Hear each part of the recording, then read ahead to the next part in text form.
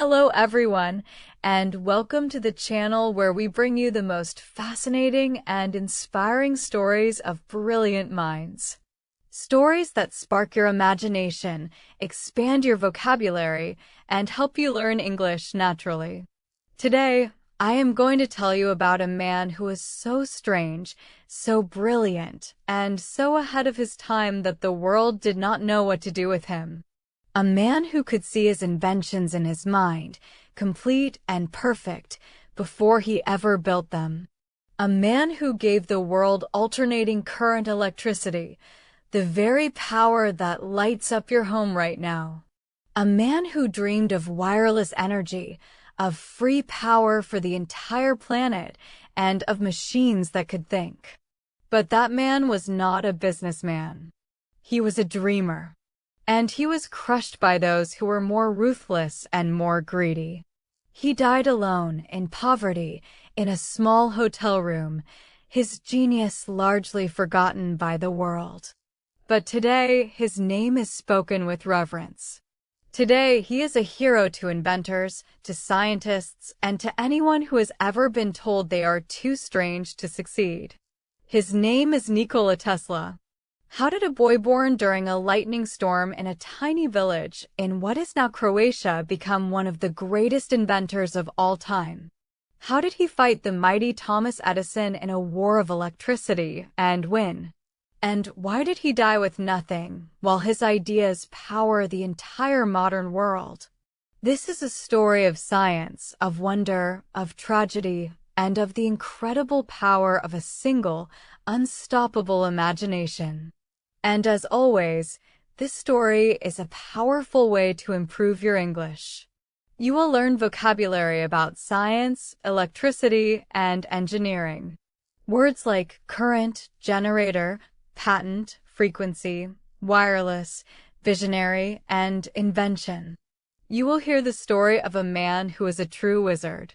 So, open your mind, and let us begin from the very start. Nikola Tesla was born on July 10, 1856, in the village of Smiljan, in what was then the Austrian Empire, now modern-day Croatia. The night of his birth, a fierce thunderstorm raged. Lightning split the sky. The midwife, terrified, told his mother that the storm was a bad omen, that the child would be a child of darkness. His mother, Duca, a strong and brilliant woman, replied, "No. He will be a child of light." And she was right. The Tesla family were Serbian, and Nikola was the fourth of 5 children. His father, Milutin, was an Orthodox priest, a man of books and sermons. But it was his mother, Duca, who gave Nikola his genius. She had never been to school. She could not read. But she had an incredible, almost supernatural mind.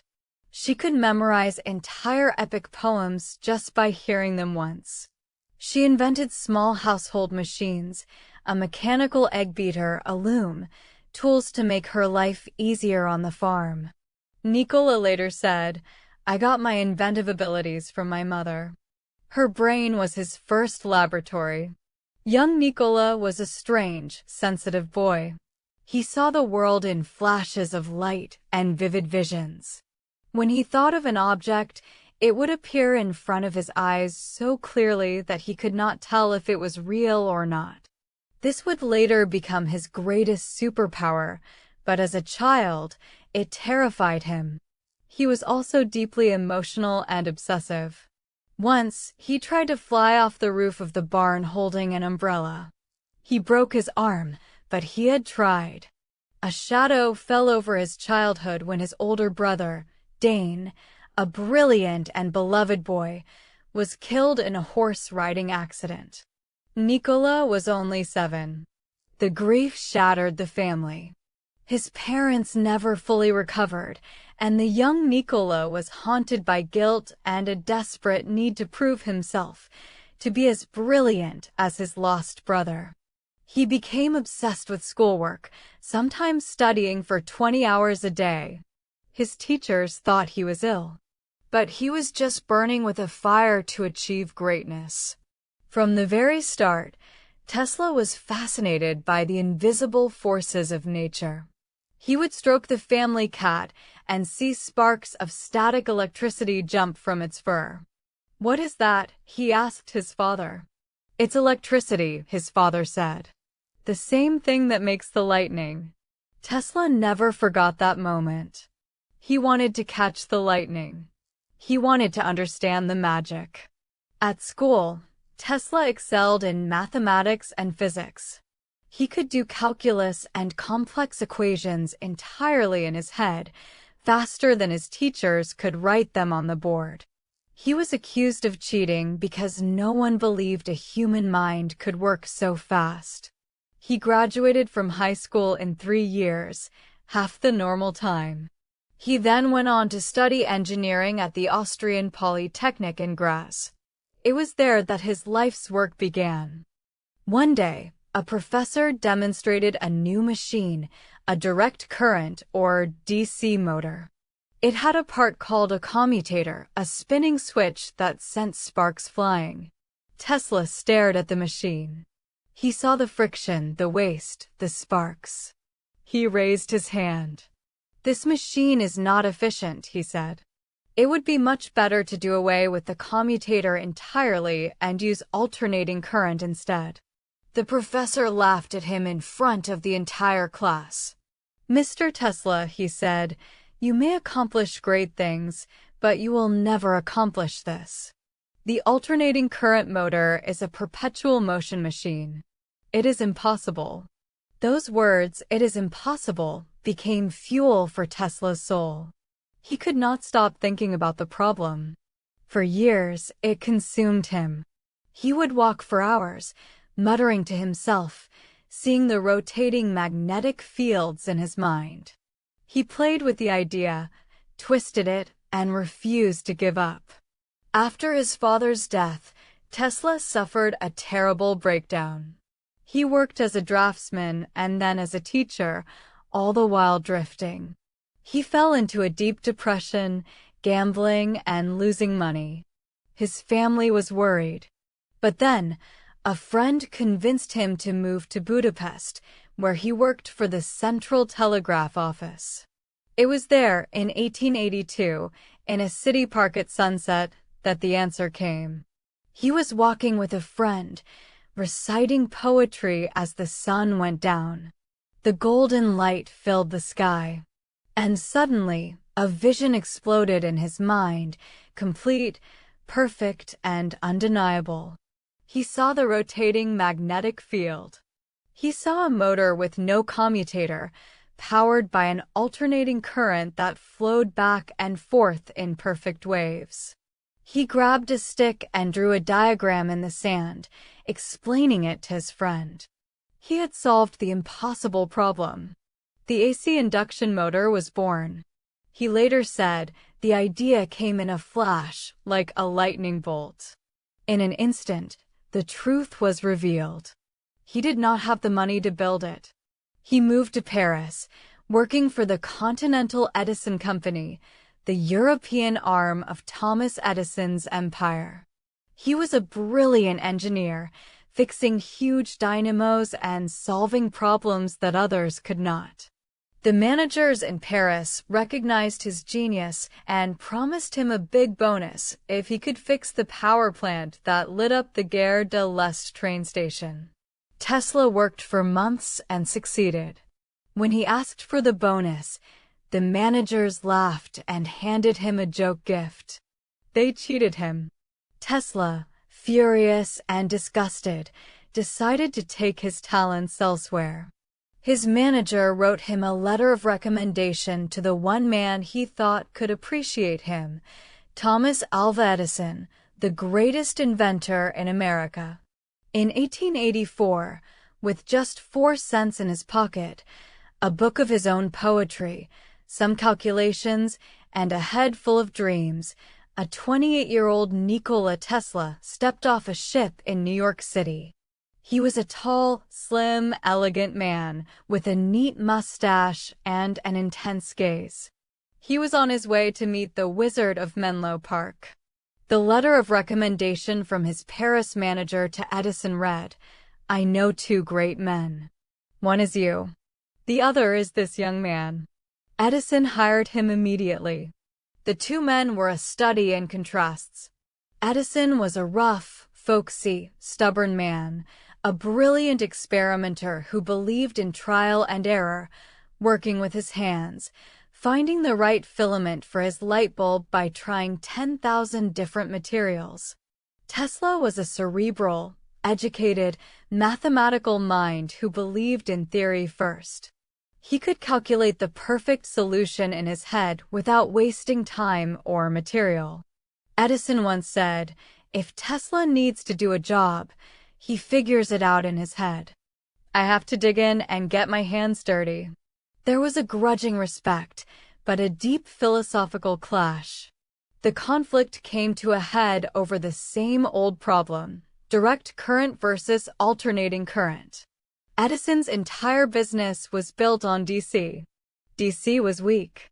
It could only travel short distances. A power station was needed every mile or so. It was expensive and limited. Tesla's AC, on the other hand, could be stepped up in voltage with a simple transformer and sent hundreds of miles over thin wires. It was the future. Tesla told Edison this. Edison, who hated AC and saw it as a threat, reportedly made him a deal. He said, "If you can redesign my entire DC system and make it more efficient, I'll pay you $50,000. Tesla worked like a demon. He redesigned 24 different types of dynamos, working for nearly a year, often 18 hours a day. He completed the task. When he came to collect his money, Edison laughed. "Tesla," he said, "you don't understand our American humor." He refused to pay. He offered Tesla a small raise instead. Tesla, feeling deeply betrayed for the second time in his career, quit on the spot. The world's greatest electrical mind was now unemployed. The next 2 years were among the darkest of Tesla's life. With no money and no friends, he was forced to work as a manual laborer. He dug ditches for a company that was laying down Edison's DC cables. He was doing backbreaking work for $2 a day. The man who could see the future of electricity was standing in a muddy trench, a shovel in his hand. It was a humiliating, crushing experience. But Tesla did not break. He knew his AC motor was the key, and the key would soon find a lock. In 1887, his luck turned. He met two businessmen, Alfred Brown and Charles Peck, who believed in his AC motor. They gave him a small laboratory in New York City. There, Tesla built his first working prototypes. His motors ran perfectly, efficiently, and beautifully. He filed for his patents. The word began to spread. And soon, the news reached the ears of the man who would become Tesla's greatest champion and friend, George Westinghouse. Westinghouse was a tall, kind, and visionary industrialist, the complete opposite of Edison. He had already made a fortune with the air brake for trains. He saw Tesla's AC patents and instantly understood their value. He visited Tesla's lab. Tesla demonstrated his egg of Columbus, a motor that made a copper egg spin and stand on its end, a trick that mesmerized audiences. Westinghouse was sold. He offered Tesla a staggering sum for the time, $60,000 in cash, a royalty of $2.50 for every horsepower of AC motors sold, and a job as a consultant. Tesla accepted. The alliance was formed, and the battle began. What followed was a corporate war known to history as the War of the Currents. On one side was Thomas Edison, the powerful, established king of DC. On the other side was George Westinghouse, backed by the genius of Tesla. Edison was ruthless. He launched a massive propaganda campaign to prove that AC was deadly. He did something truly horrific. He and his assistants publicly electrocuted stray dogs, calves, and even a circus elephant named Topsy, using high-voltage alternating current, trying to prove it was a killer current. He even paid to have the first electric chair built for the state of New York, using a Westinghouse AC generator, hoping to brand AC as the executioner's current. Tesla was horrified. He knew that electricity, whether AC or DC, was dangerous at high levels. But properly managed, it was safe. To prove it, he gave the most dramatic public demonstration of his life. At the 1893 World's Columbian Exposition in Chicago, the White City, Tesla stood on a stage. He had a high-frequency coil that sent 2 million volts of AC through his own body. The audience gasped. Lightning bolts shot from his fingertips. A neon lamp in his hand glowed without any wires. He was a human electrical god. But he was not hurt. The current was flowing at a frequency so high that it traveled over the surface of his skin, not through his heart. He had proven that AC could be used safely and beautifully. That event won the public over. The final, decisive victory came at Niagara Falls. The mighty waterfall had long been a dream for industrial power. A competition was held to design a power plant that could harness the falls and send power to the city of Buffalo, miles away. Tesla and Westinghouse won the contract. In 1896, the Great Niagara Falls Power Station, built on Tesla's AC patents, roared to life. The electricity flowed to Buffalo, and then to New York City. The age of electricity had truly begun. And it was AC, not DC, that lit up the world. Tesla had won the war of the currents. After this triumph, Tesla was a superstar. He moved into a lavish laboratory on Houston Street in New York.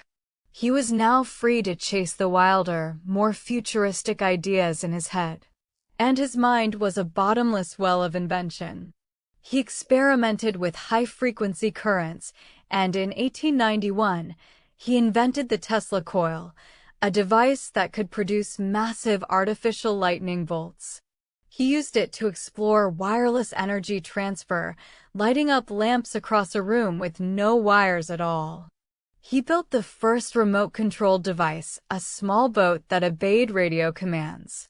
When he demonstrated it at Madison Square Garden in 1898, people thought it was magic or a trick with a hidden monkey. Nobody had ever seen a drone before. He had invented radio before Marconi, taking out the fundamental patents for radio transmission. He even took the first X-ray images in America, just weeks after their discovery, and warned of the dangers of overexposure. But his most ambitious and tragic dream was the Wardenclyffe Tower. On Long Island, New York, Tesla began building a massive, strange-looking tower topped with a huge mushroom-shaped dome.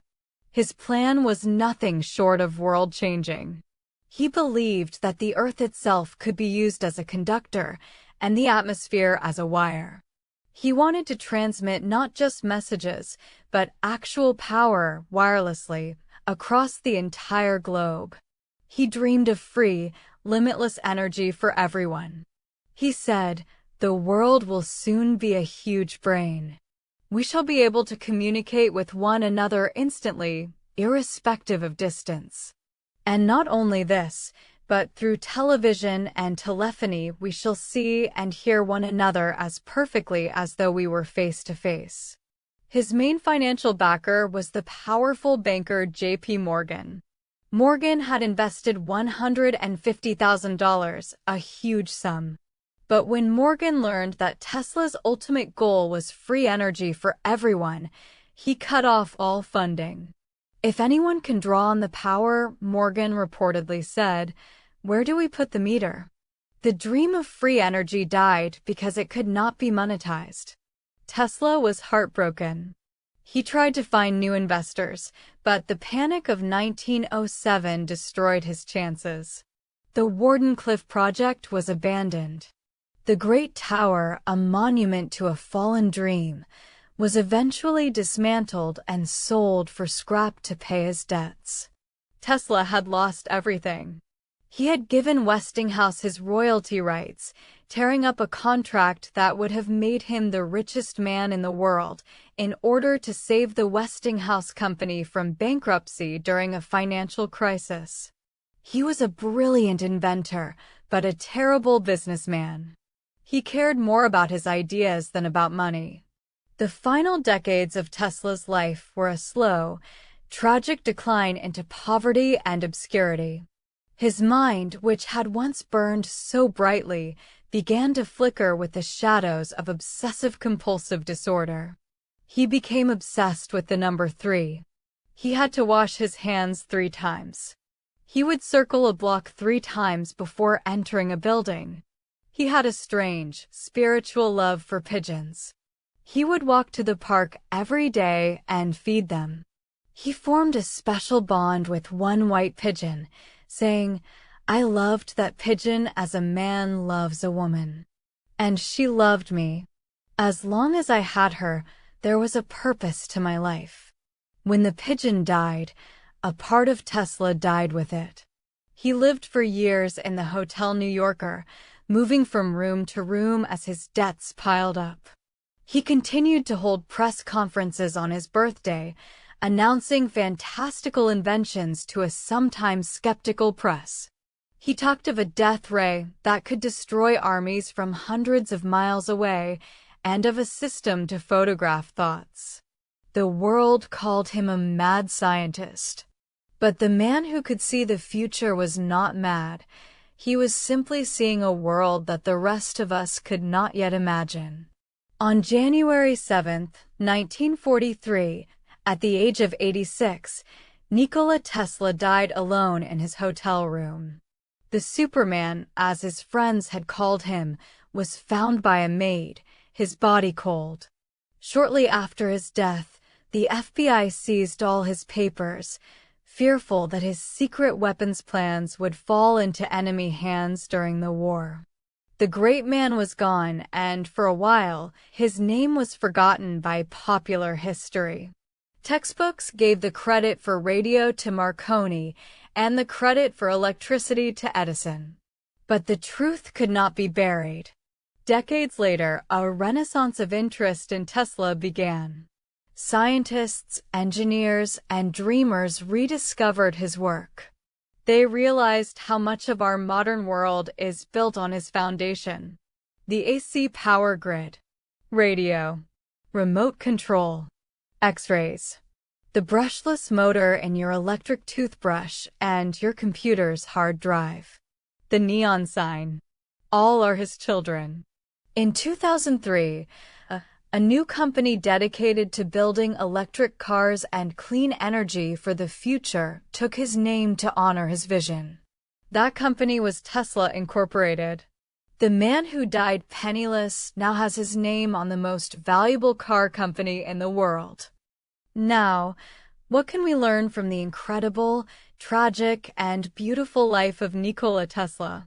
First, the power of visualization. Tesla's genius was not in a test tube. It was in his mind. He could run a complete engine in his head, see where it would wear down, and fix it, all before touching a piece of metal. He proved that the mind is the most powerful laboratory there is. Before you build anything in the world, you must build it in your mind. See your success clearly. Second, be true to your vision, no matter who doubts you. Tesla's professor told him AC was impossible. Edison told him he was wrong.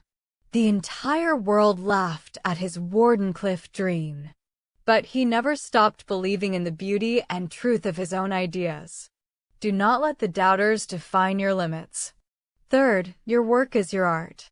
Tesla treated his inventions not as products, but as works of art. He was a perfectionist. He cared about elegance and beauty. Pour that same passion into your English. Make your sentences beautiful. Speak them with pride. Fourth, be kind, even in business. Tesla tore up his $1 million royalty contract because he did not want to bankrupt his friend George Westinghouse. It was a naive, selfless, and profoundly noble act. In a world of sharp elbows, always choose kindness. Your character is worth more than any amount of money. Fifth, the world may not be ready for you, and that is okay. Tesla's true greatness was not recognized in his lifetime. He was a man out of time. You may sometimes feel like no one understands your journey. You may study English for years and still feel unseen. Do not give up. The seeds you plant today may not bloom until long after you are gone. Plant them anyway. And finally, dream of a better world. Tesla's ultimate goal was to make energy free for all humanity, to connect the world with wireless communication, and to end war. He said, "Let the future tell the truth, and evaluate each one according to his work and accomplishments. The present is theirs. The future, for which I have really worked, is mine." You are living in the future that Tesla worked for. The words you are learning right now, these English words, are a form of wireless communication, a bridge across the world. So, be a visionary. Be a dreamer. And never, ever let the Edisons of the world steal your light. Thank you for listening to this story. If it illuminated your mind, please hit the like button and subscribe to the channel. Share this with a fellow dreamer. And let me know in the comments, what invention of Tesla's are you most grateful for? I read every comment. Until next time, keep your mind charged, your imagination sparking, and never stop asking the impossible questions. Bye for now.